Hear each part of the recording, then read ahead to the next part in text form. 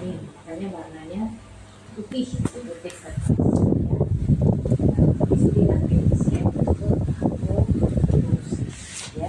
Nah ini yang disebut autoimun, imun di dalam tubuh yang secara otomatis. Makanya dia hanya dimiliki pada orang tertentu, bersifat genetik, itu turunan, ya.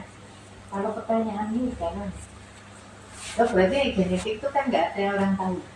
Nah, misalnya Rizky pengen ngerti, saya ini orang punya keturunan itu enggak? Maka tapi kan pertanyaannya turunan geroid, ya, keturunan itu. Maka pertanyaan saya adalah, pernah nggak bekas luka? Bekas luka itu kan pigmen bisa 4 kondisi. 1, balik seperti sedia kala. Coba boleh omat bekas lukanya. Gila itu. Saya kebelet sembuh, lebih hitam dari kulitku, berarti disebut apa? Sementara ada luka saya yang balik langsung sesuai kulit, normal, ya, normal, bisa dipigmentasi. Tapi area lain mungkin lebih putih. Punya nggak lukamu yang lebih putih dari, nah ini misalnya hipopigmentasi, atau malah dia rusak, pigmennya hilang, depigmentasi. Cuman orang yang depigmentasi itulah yang dia punya bakat genetik, dia vitiligo, ya. Nah, vitiligo sendiri itu karena apa?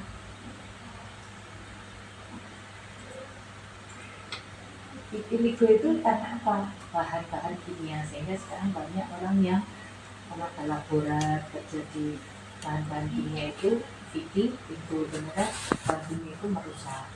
Kemudian ada paparan kimiawi yang lain dan terpapar sinar matahari hebat, ya. Kalau stres ini pemicu, ya. Ada dulu vitiligo, dengan dipicu stres, vitiligonya dia tumbuh berkembang, ya, tumbuh berkembang. Dia depigmentasi.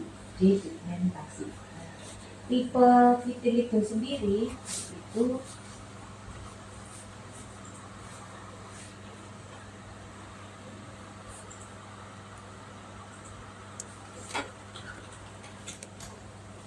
tipe vitiligo itu ada yang non segmental dan segmental. Non segmental itu segmen itu namanya segmen tubuh gitu. Ikuti segmennya, sak lengan, sak paha. Dok ini segmen itu kok koyok bergaris ke sini sampai sini, itu tipe segmental. Kalau non segmental ya lokalisata, ya kayak tadi, ya lokal saja, tiba-tiba di sini. Kalau ibunya tadi yang di sini namanya akral, kalau di sini lokalisata, ya. Saya di wajah ya ada istilahnya lokalisata, tapi yang akrofasial atau di mulut saja mukosal, atau seluruh, ya, seluruh itu baru universal. Atau tipe yang ibunya tadi akralis, ya, tipe yang susah pigmennya distimulasi, itu yang tipe akral. Itu area yang jauh dari tubuh, pusat tubuh kita, yaitu tangan dan kaki, ya. Makanya dia disebut tipe akral.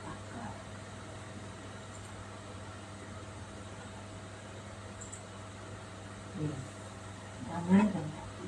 Nah, yang responnya bagus kalau dia yang dekat dengan sumber pigmen. Sumber pigmen kita apa? Rambut. Rambutmu kan hitam. Nah, dia kaya akan pigmen. Maka ketika ada vitiligo di sekitar rambut, dekat alis, dekat rambut, dekat jambang, itu dia responnya bagus. Karena ada teori yang disebut migrasi pigmen. Jadi misi yang kurang diisi dari yang berlebih, ya. Nah, diharapkan dari efek pengobatan itu apa? Repigmentasi pigmen. Jadi pigmen itu tumbuh muncul. Misalnya dulu lebar dok, sekarang udah menyempit, ini sudah mulai tampak pigmen. Atau sengaja yang kita tanam, nah ini tanam pigmen, ya. Yang kita nilai adalah repigmentasi, berarti pigmennya bisa tumbuh gitu ya. Nah, pengobatan vitiligo ini ada dua. Vitiligo yang sudah stabil dan vitiligo yang belum stabil. Ya. Pembedanya, jika bercak putih itu tambah luas, tambah putih, tambah lokasi lain, dikatakan dalam 6-12 bulan ya, hingga 2 tahun ya. Kalau dulu pakai patokannya 3 bulan, sekarang 6-12 bulan, bahkan hingga 2 tahun, berarti dia belum stabil. Makanya yang buat kamu tanyakan, Bu, Niki 6 bulan atau setahun ini masih tumbuh buatan tempat lain. Nah, itu untuk melihat bahwa vitiligo ini sudah stabil atau belum. Kalau sudah stabil, berarti untuk berharap repigmentasinya bagus. Tapi kalau belum stabil, maka ada teori nanti kita terapi dibuat stabil juga. Nih, penanganan vitiligo stabil. Jadi ini kalau kamu pengen belajar ya. Vitiligo, kita lanjut. Oh ya, satu lagi yang mungkin kadang vitiligo itu muncul karena di tubuh kita tadi suicide cell-nya tadi wujudnya apa? Gini. Lalu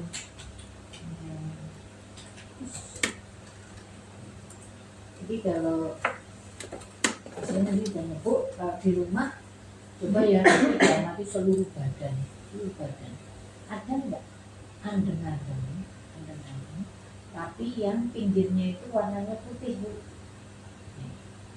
Kalau ditemukan andengan dan pinggir putih ya, makanya ini halu menjadi putihnya nevi andengannya, maka ini baiknya dipertimbangkan untuk dioperasi, karena inilah yang sejatinya memakan pigmen ya.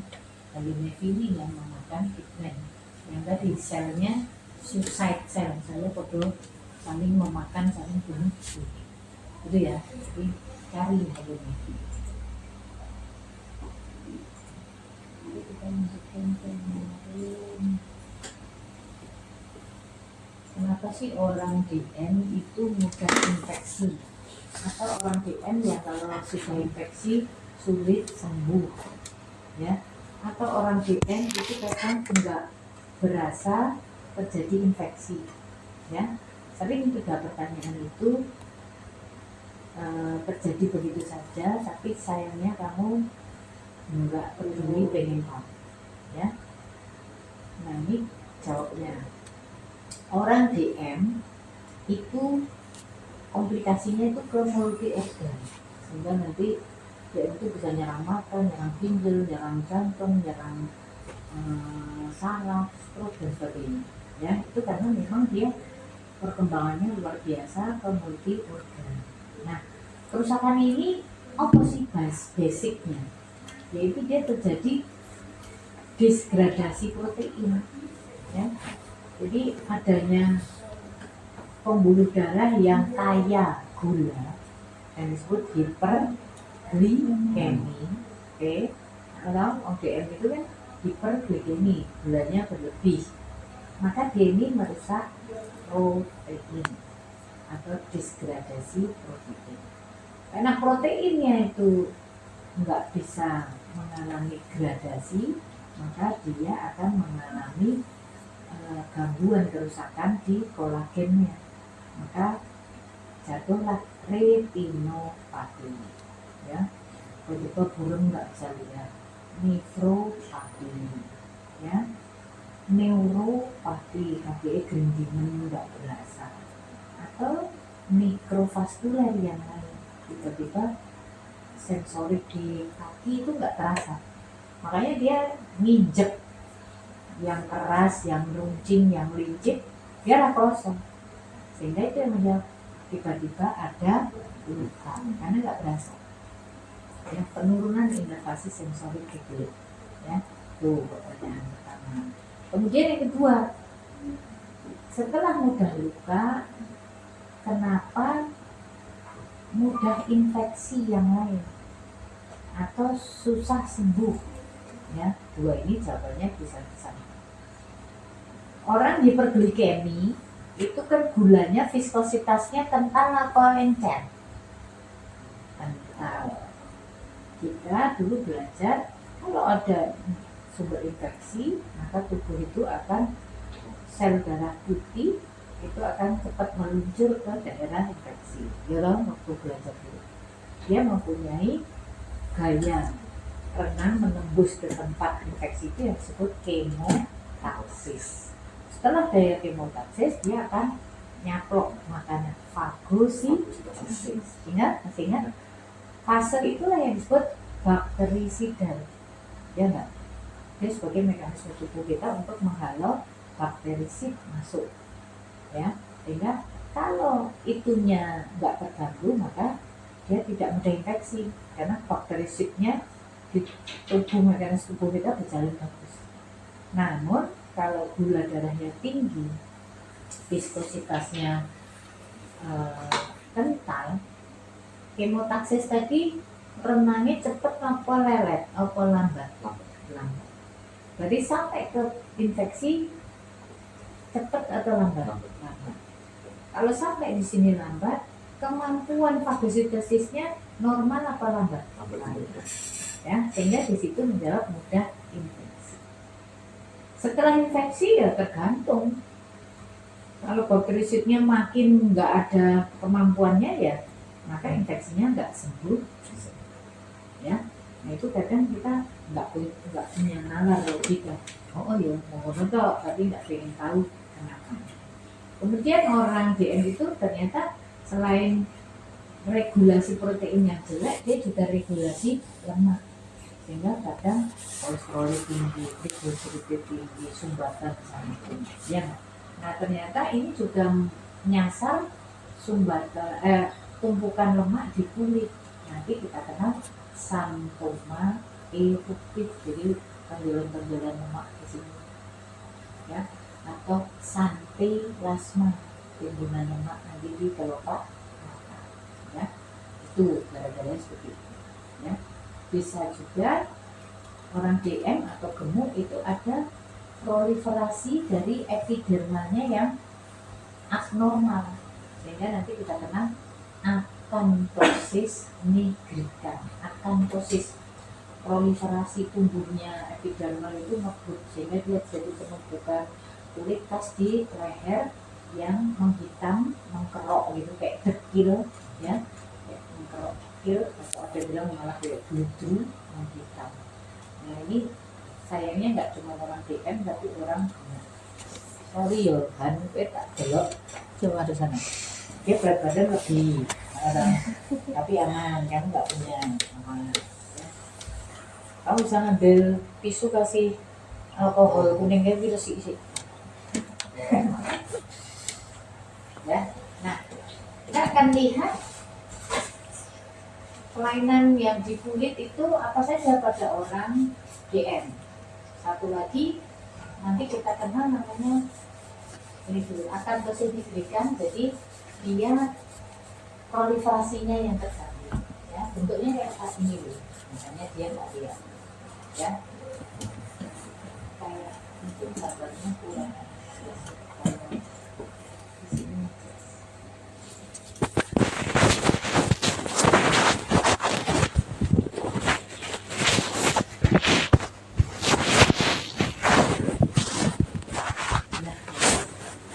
Minimal namanya berbeda tak aman, ya. Minimal ini yang disebut akantosis nih, kayak mengkerok, kayak kecil, ya, kayak mbak wadus gitu kan. Akantosis ini ya. Kemudian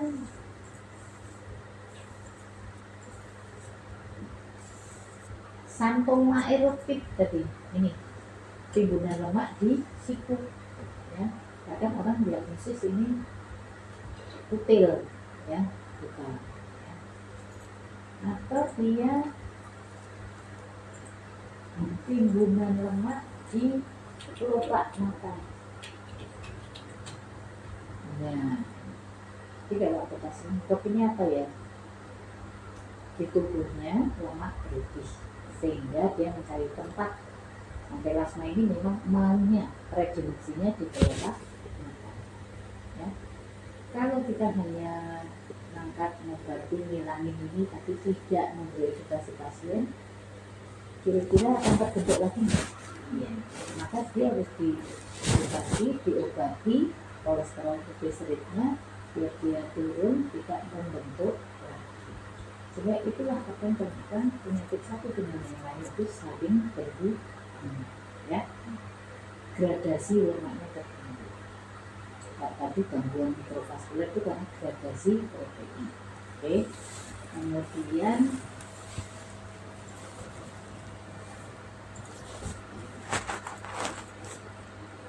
Kemudian infeksi, tadi jelas ya, infeksi bakteri, jamur gampang masuk ke kulit karena sebenarnya gini teorinya, kulit itu kalau intak, utuh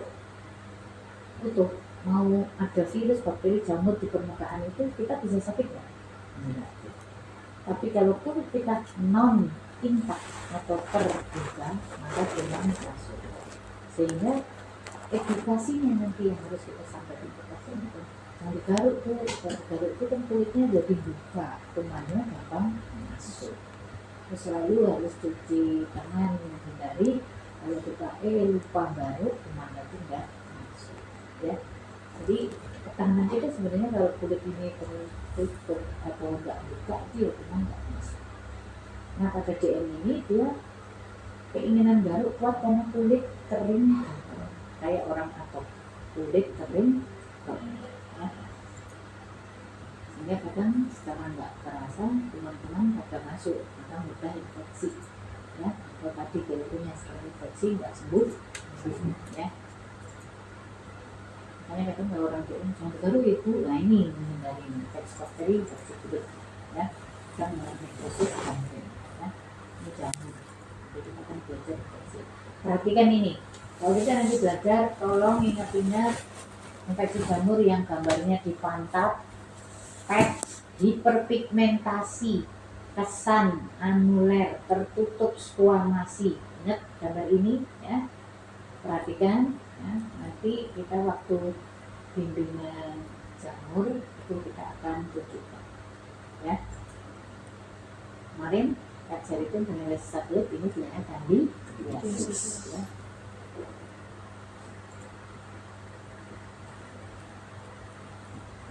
Nah ada satu lagi orang DM nanti akan ada simetris menunjukkan endogenis, ya, dari sistemik tubuh kita.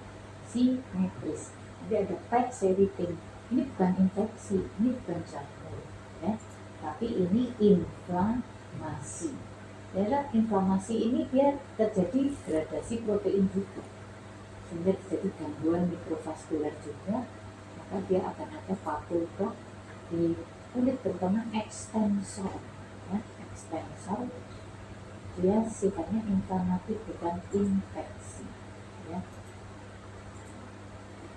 Ini sudah tutup, kita masuk mikrobiosis di poin 3. Nih, simetris kanan kiri.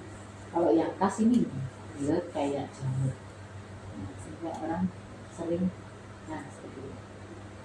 Pexeritin kesannya kayak jamur, nanti kita belajar lebih aktif.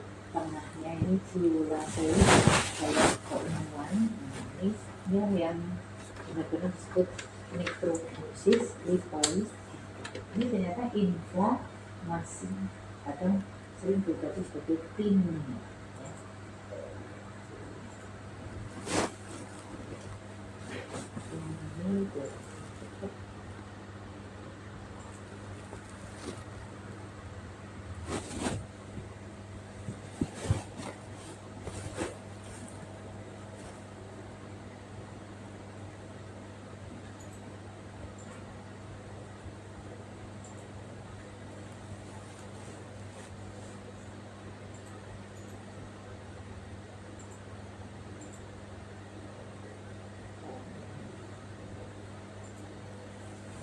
keganasan kulit. Jadi sesuatu yang nonjol yang tidak seharusnya ada di tubuh kita, artinya benjolan, artinya nonjol. Hidung itu apa tumor ya lah, apa juga ya. Ini kok di TV ada nonjol, kita nggak punya, yaitu tumor. Ya. Nah, tumor benjolan itu, ya, kecuali benjolan yang kita artikan misalnya pakul, plak, vesikel, gula ya, maksudnya gitu. Nah, ketika benjolan itu kita analisa apakah dia dari sel keratinosit, melanosit, atau dia vaskuler, maka kita akan berkata apakah dia jinak atau dia pre-cancer atau dia cancer. Ya, nah bedanya kita akan lihat sama teorinya dengan sensitisasi.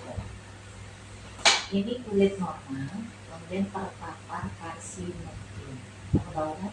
Apa sih karsinogen itu? Oh, sesuatu yang bersifat bakar-bakar, makanan yang bakar-bakar, makanan pengawet, makanan yang ada ngawetannya, ada pewarnanya, ada kandungan lainnya, maka dia dikatakan karsinogen. Lalu kalau kulit kita terpapar karsinogen, kita ngomong kulit ya, kita tahu ya, dan jantung ya, kalau kulit itu terpapar, jadi di kulit itu paling seringnya ada sinar matahari.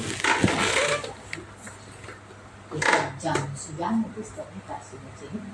Maka sel ini akan terinisiasi kenalan kayak tadi, terinisiasi. Jadi kulitnya itu terganggu, ya, sehingga dia akan terjadi defect, kelainan, gangguan, defect. Nah, sel yang terinisiasi tadi kena lagi karsinogen berulang, maka dia akan mengalami mutasi, ya, mutasi. Ketika mutasi dia akan proliferasi tumbuh berkembang, kemudian inflamasi, jadilah dia papiloma, ya. Nah, kalau sudah tahap papiloma ini kena karsinogen, maka dia baru menyebabkan mutasi, ya. Makanya datang untuk terjadi masa tumor sampai karsinoma itu dia butuh waktu, ya, butuh waktu paparannya itu butuh waktu.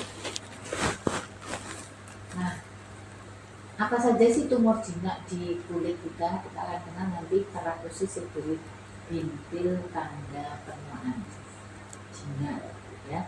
Seperti apa sih? Ini kalau mbah-mbah bude kita itu ada yang kayak gini, mungkin kita secara genetik nanti juga muncul berlebihan. Jadi bintil penuaan dia itu mulai ada sejak kita umur 20 tahun, tapi paling ada 1-2 atau nggak kelihatan, atau ada yang kelihatan muncul. Tapi kalau dia punya bakat genetik, dia akan lebih cepat munculnya, lebih dini, atau jumlahnya lebih dari orang normal, gitu ya.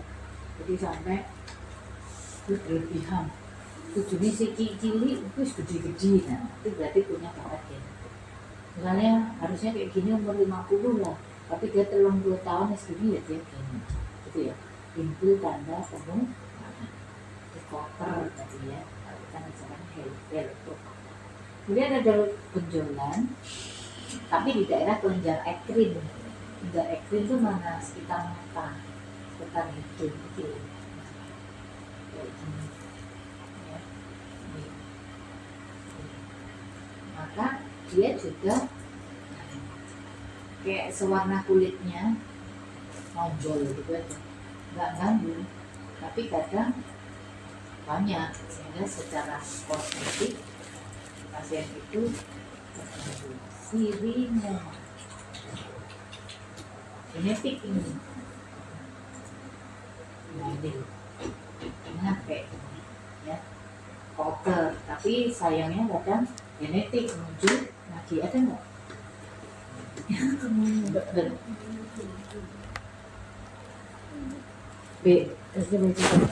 Bisa juga kalau dia nggak kelopak mata, itu namanya hiperplasia sebasial.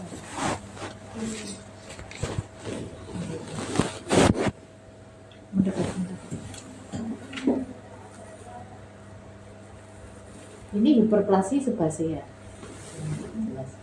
Jadi dia bukan, kalau ini sekitar mata, ya sekitar mata. Kalau punya nyaringan itu hiperplasia sebasea. Hiperplasia sebaseanya mengalami, nah ini tidak ya, hiperplasia sebasea. Prinsipnya sumbatan, tapi sumbatan kuwi kelenjare opo gitu loh. Kalau Pak mata kelenjarnya ekrim. Kalau ini kelenjarnya sebasea itu di kelenjar wajah atau kelenjar jerawatnya kayak gini ya. Hiperplasia sebasea.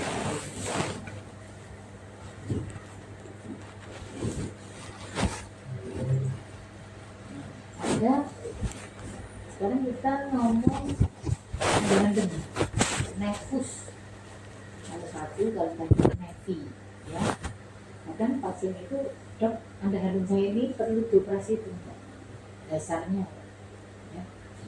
Dokternya udah ngawur, suka-suka lah mbak, nek mau diambil ya, tak operasi nek orang ya foto. Tapi saya enaknya penjelasannya nggak boleh. Berdasar evidence base, maka kita jelaskan ke pasien A, B, C, D, E. Asimetri kalau kandung-kandung itu kadang-kadang kalau misalnya kita bayangkan dibelah vertikal atau horizontal, dua sisi ini sama, berarti kan simetris. Tapi kalau dia dibelah ini beda, dibelah ini sama, ini asimetris. Kalau dia asimetri berarti ada satu gerakan. B, border, batasnya, tepinya, ini masih halus. Sementara kalau kadang-kadang yang irregular, bahkan nanti ada kayak anakannya lobulated, jadi bordernya irregular. C, kalorisasi, sewarna, entah coklat atau hitam. Tapi kalau ini coklat terus tengahnya hitam. Ini D, kalorisasi, D, dia meter, dan 3 bulan itu tambah gede atau dikatakan bulan ini dalam 3 bulan terakhir tambah gede, enlarge evolution atau tambah meninggi atau menebal atau pernah luka.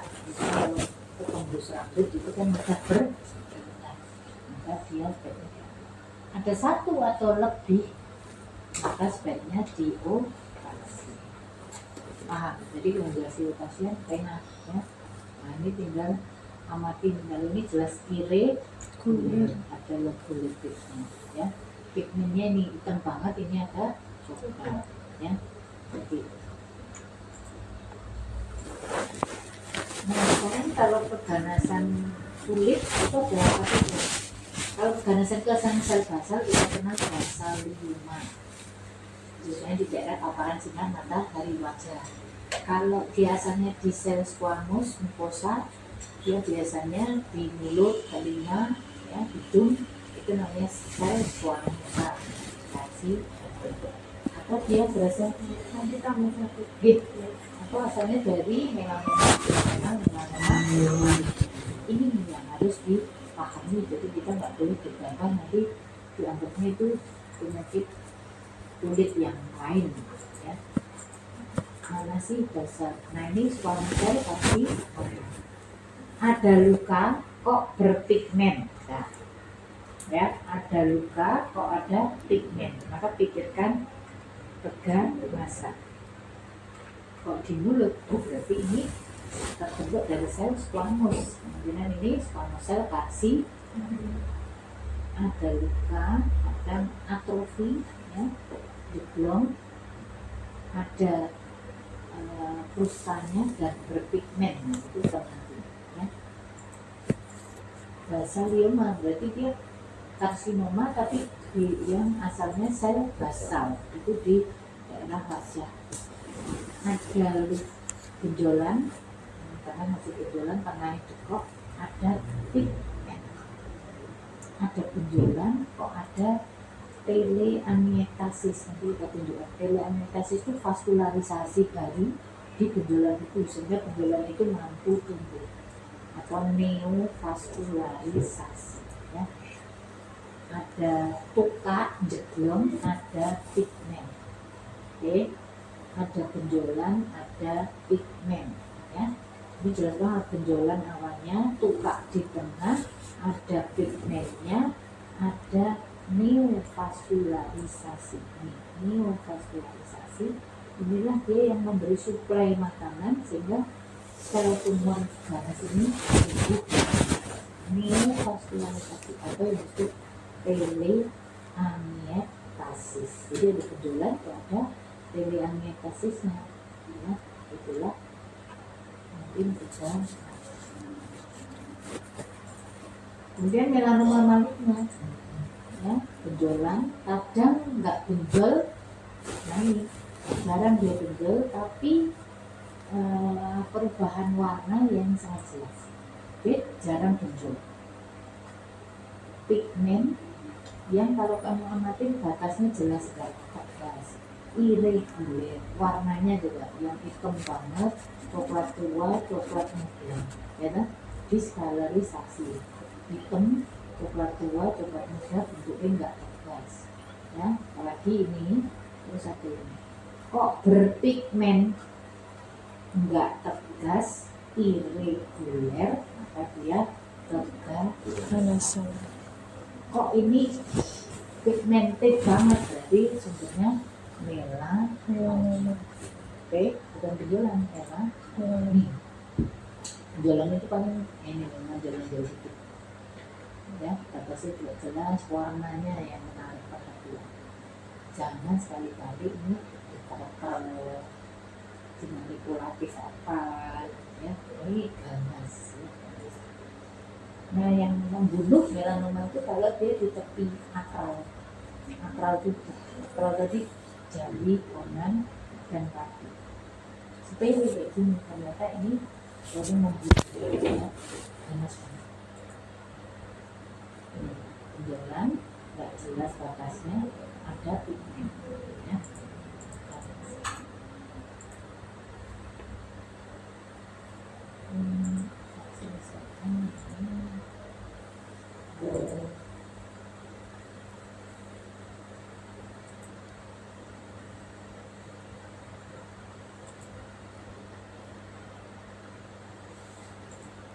Ini untuk bekal kamu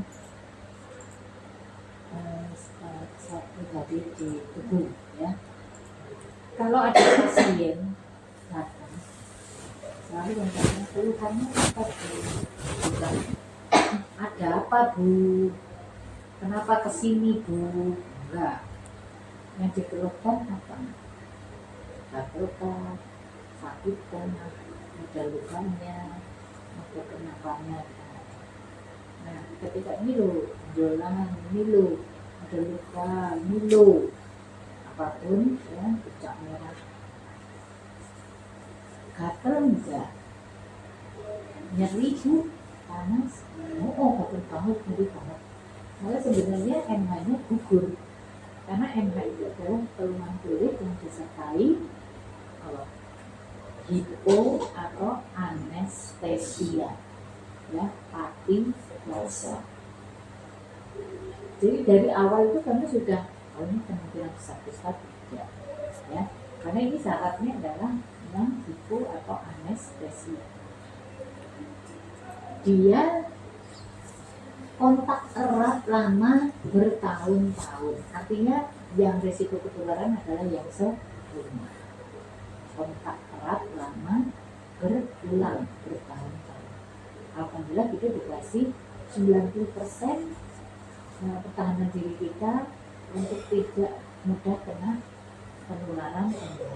Asal tadi tidak kontak erat lama bertahun-tahun berulang pada orang yang sakit MH dan belum diobati. Catatannya belum diobati. Nah, Jadi kalau misalnya katanya nular lewat serangga, mungkin nggak? Makanan, lewat luka, ganti-ganti baju, bukan. Ya, MH tidak sesimpel itu. Ya. Kalau lewat inhalasi masih bisa, itu tapi orang MH yang kadang fase rinore, ngerti? Bideng-bideng, nah itu hati-hati kalau ada pasien yang bideng-bideng itu, MH yang bideng-bideng itu kalau kamu dengan masker langsung pakai ini, ya. Karena itu bisa penularannya inhalasi. Ya. Saya juga takut kalau pasien itu cukup gawang kalau buka sirkulasi di tablet secukupnya, tapi kondisi itu kok juga buka gitu sirkulasi biar. Nah, tadi kan ada UKK yang pati rasa. UKK-nya MH itu seperti apa? UKK-nya MH itu kita bagi menjadi 3 sejatinya. Tuberkuloid, borderline, dan lepromatosa. Kalau daya tahan tubuh kita bagus, tuberkuloid. Kalau daya tahan tubuh kita labil, itu borderline. Kalau tubuh kita itu jelek, maka lepromatosa. Nah, ketika borderline ini itu ada tanda yang disebut punch out. Ya, punch out seperti apa nanti kita sebut. Kalau punch out top UKK-nya, maka kita baru sebut borderline BB, juga borderline. Tapi kalau ada UKK lain terus ada punch out, maka dia apakah ke BD atau ke B. Ya, tergantung wujud. Kalau tuberkulosis itu biasanya bentuknya bisa hipopigmentasi atau eritem, tapi dia itu kering, ya, kering bersisik. Syaratnya hipo atau anestesia harus itu, ya. Contohnya ini, ya, PET hipopigmentasi patirosoide, nah, itu, ya, atau kemerahan PET eritem, ya, belang-belang ini, makanya dicek. Kok seperti tadi, tapi ada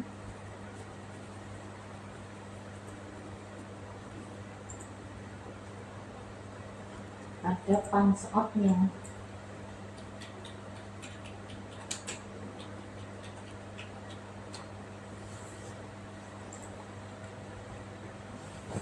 PET eritem anuler, kadang tepinya ada plak peninggian, tapi selalu sentralnya itu healing, kayak normal, imun area. Sebenarnya bukan healing ya, kalau healing itu untuk pilihannya. Ini imun area, imun yang masih sehat, kulit sehat.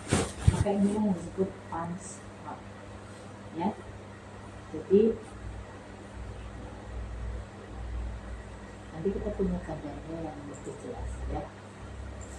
Simpan dulu punch out, ya. Kalau ada punch out, ya berarti tuberkulosis, borderline, ya. Kalau isinya punch out kabeh, ya BB, ya, tidak stabil.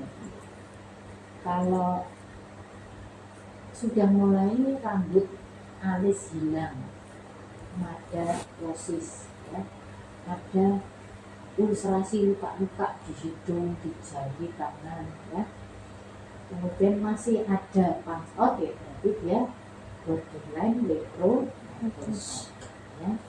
Jadi kalau sudah nggak ada punch out, isinya wajah udah kayak facies leumina, yaitu punyanya lepromatosa, ya.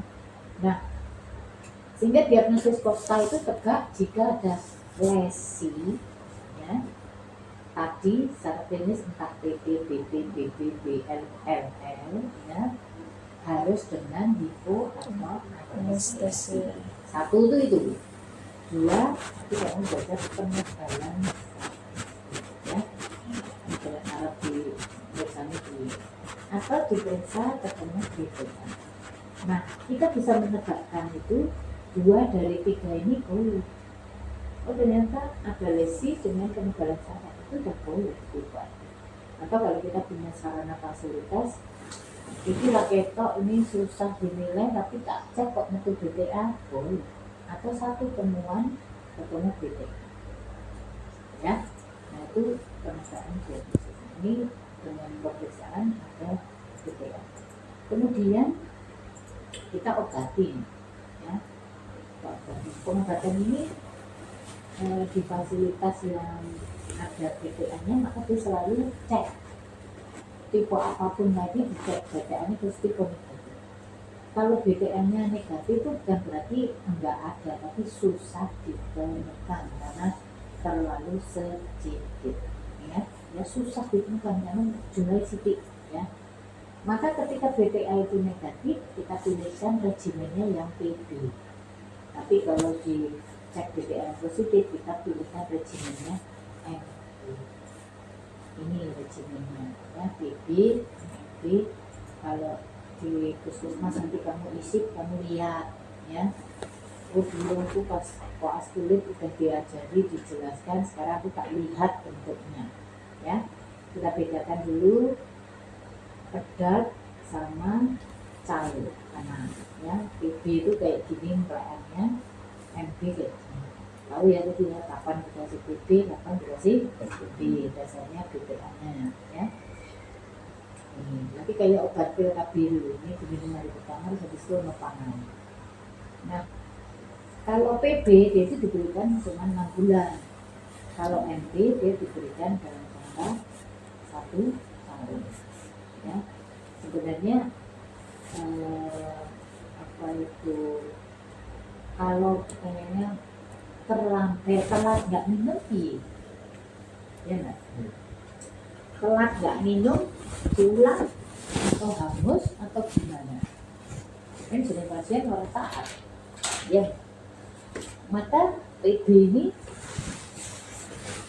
kan harus diberikan 6 pack, artinya 6 bulan. Ya, MB dibelikan 12 pack atau lebih 12 bulan. Masuk jenis menungso gak boleh lupa, ya. Nah, lupa apapun itu, lupa dalam sebulan, sekali, 2 hari, 3 hari, pokoknya di bulan itu kita anggap bulannya. Paham? Tidak. Dalam bulannya aku lupa 2 hari, ya bulan ini berarti kamu gagal, gitu kan. Maka piye cara ngulangnya? PB ini diselesaikan dalam maksimal 9 bulan. MB maksimal diselesaikan dalam 15 bulan. Artinya itu, misalnya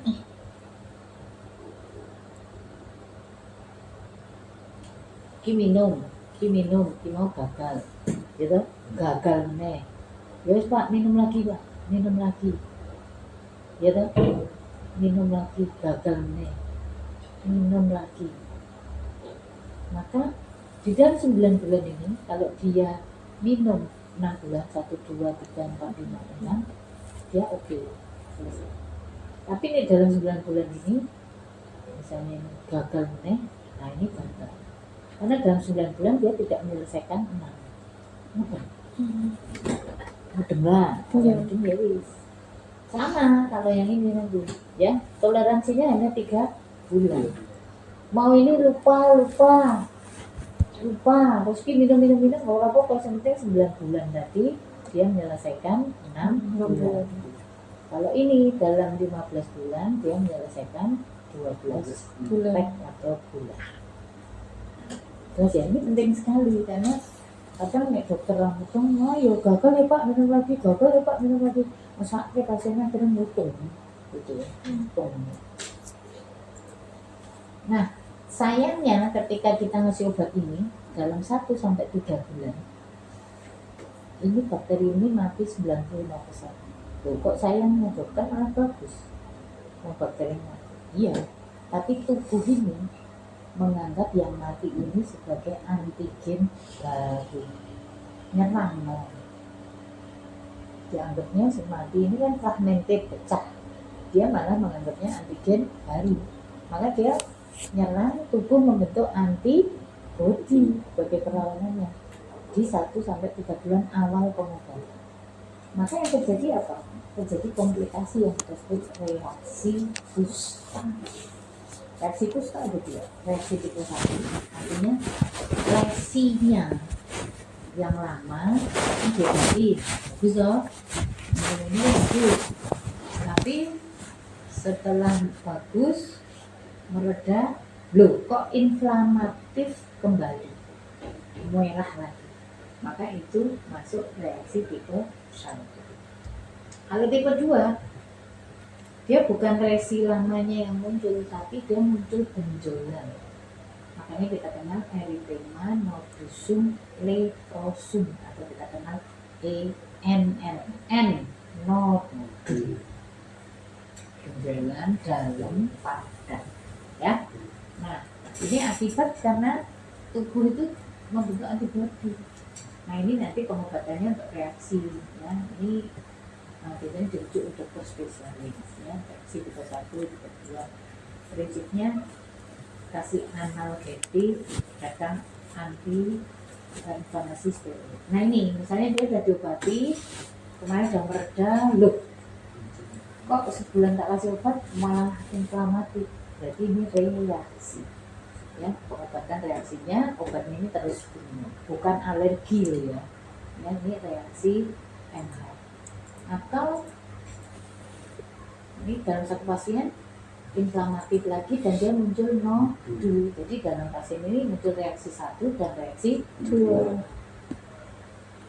Obat MH-nya lanjut, kita obati tambahan reaksi. Jelas ya? Oke. Mungkin ini slide terakhir untuk kamu membuat kasusnya. Jadi tadi sudah dijelasin dari bisa topik, ada bayi, anak, dewasa, ya, patogenesisnya, kemudian pemicunya, ya. Pemicu ada ini genetik, polusi udara, faktor resikonya, ya, alergi apa. Nah ini di sini sosioekonomi, makin rendah kan makanannya nggak terkontrol, lingkungannya pengap, kotor, nah masuknya ke situ, ya, debu, ya.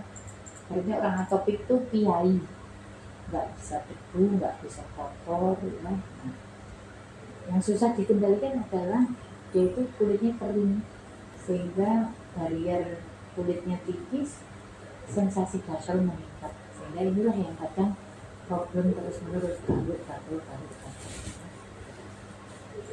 Nah, pada anak tapi kita tahu predileksinya biasanya pada bayi di mana, pada dewasa di mana, ya. Kemudian tanda fisiknya kita tahu, ya. Kemudian klinisnya pada masing-masing.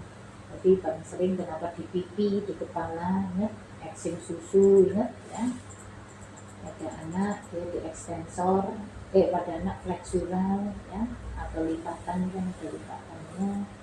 Kita kemarin kenal kei, lipis, apa yang kemarin? Ini ya? Seru ya? Single bibir gitu ya? Oh ini, kei lipis. Nah, kalau pada anak dewasa lebih ke fleksural, ya. Nah, kita akan kenal nanti ini pada dewasa akan seluruhnya ya enggak pilih-pilih tempat lagi. Makin dewasa scrotalis atau vulva, ya. Nah ini yang saya jelaskan. Salah satu kriteria dermatotopik itu menurut Hanifin Ratska, itu dia ada kriteria mayor dan kriteria minor. Mayor ada 4, minor ada 22. Kita mendiagnosis atopik minimal 3 mayor dan 3 minor. Oke. Nah, mayornya apa? Pruritus, ada UKK sesuai, ya, UKK sesuai fasenya tadi, nek bayi, anak, dewasa di mana, ya. Apakah akut, subakut, kronis, ingat ada lesi sesuai predilesi. 3 kronis kambuh-kambuhan.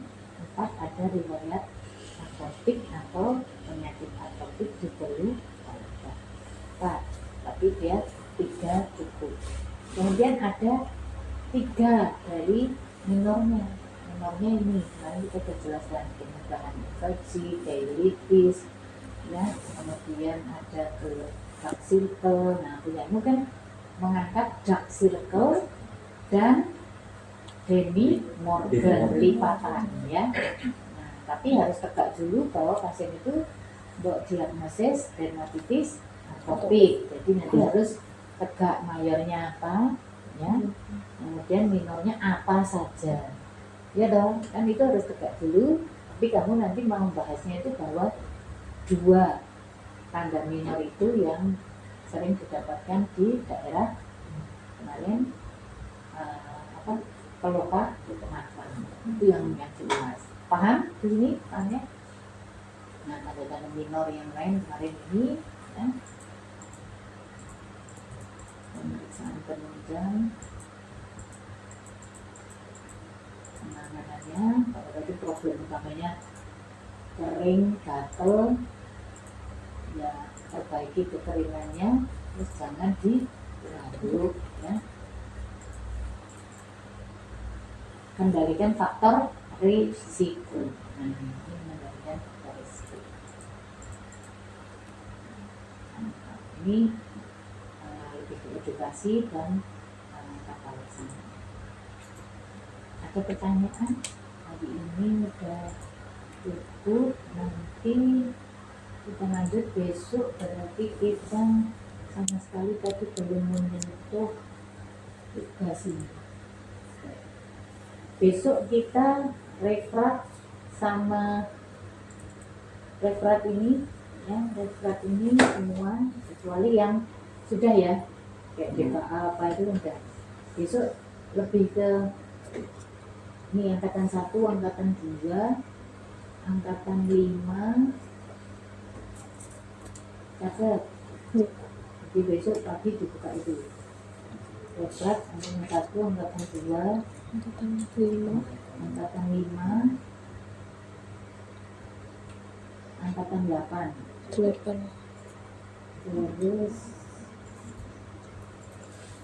tinjauan pustakanya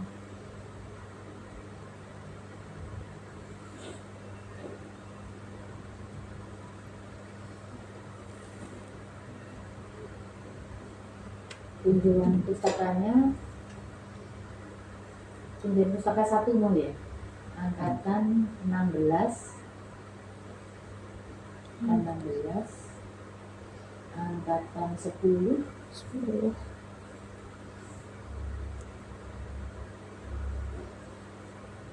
angkatan sama laporan kasus tadi, laporan kasus 1, terus laporan kasus 2, angkatan 7, angkatan 16. Udah itu besok katanya. Oke, yuk kasih lagi. Sip.